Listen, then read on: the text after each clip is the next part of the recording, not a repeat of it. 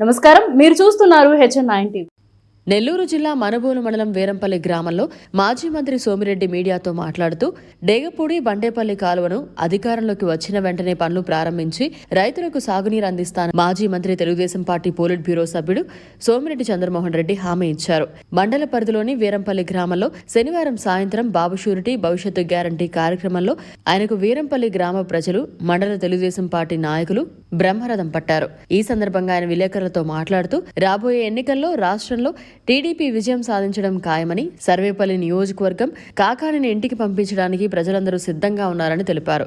గత అసెంబ్లీ ఎన్నికల సమయంలో మంత్రి కాకాణి గోవర్ధన్ రెడ్డి బండేపల్లి కాలువను పూర్తి చేసిన తర్వాతే 2024లో జరిగే ఎన్నికల్లో మనుబోలు మండలంలో ఓట్లు అడుగుతారని హామీ ఇచ్చారని, హామీని నిలబెట్టుకోవడంలో మంత్రి కాకాణి విఫలం చెందారంటూ దుయ్యబట్టారు. రాబోయే ఎన్నికల్లో ఆయన మనుబోలు మండలంలో ఓట్లు అడగరేమో అంటూ ఎద్దేవా చేశారు.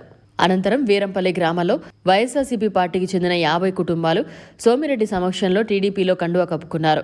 ఈ కార్యక్రమంలో సర్వేపల్లి జనసేన పార్టీ నియోజకవర్గ ఇన్ఛార్జి బొబ్బేపల్లి సురేష్ నాయుడు, వీర మహిళ వాణి భవానీ, గ్రామ నాయకులు ప్రసాద్, రామకృష్ణయ్య, మండల టీడీపీ నాయకులు గాలి రామకృష్ణారెడ్డి, పచ్చిపాల రామిరెడ్డి, వర్ధిని మస్తాన్ నాయుడు, మధునాయుడు, కలికి సుధీర్ రెడ్డి, సాని వెంకటరమణయ్య, రాజాగౌడ్, మస్తాన్, సుమంత్, రవి, ఆంజనేయులు తదితరులు పాల్గొన్నారు.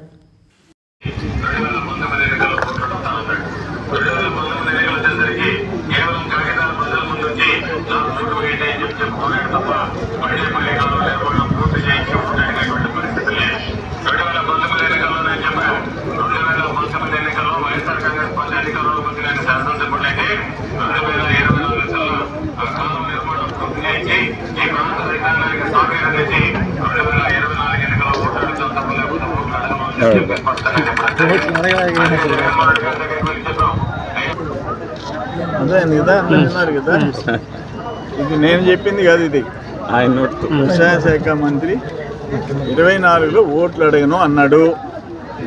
కాకాని గోవర్ధన్ రెడ్డి మాట మీద నిలబడతాడు.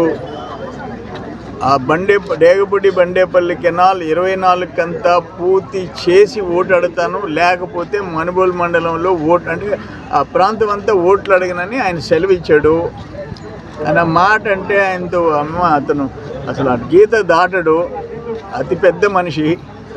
అందుకని రేపు ఎలక్షన్లో ఏం చేస్తాడని ఒక పచ్చి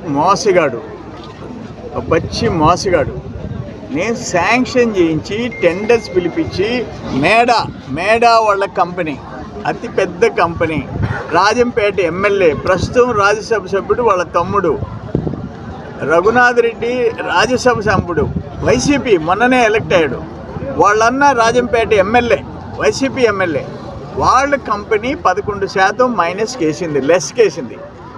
దాన్ని 2.5 కోటి బిల్ అయితే మొత్తం పనికి 10% అడిగి వాళ్ళని తరిమేశావు.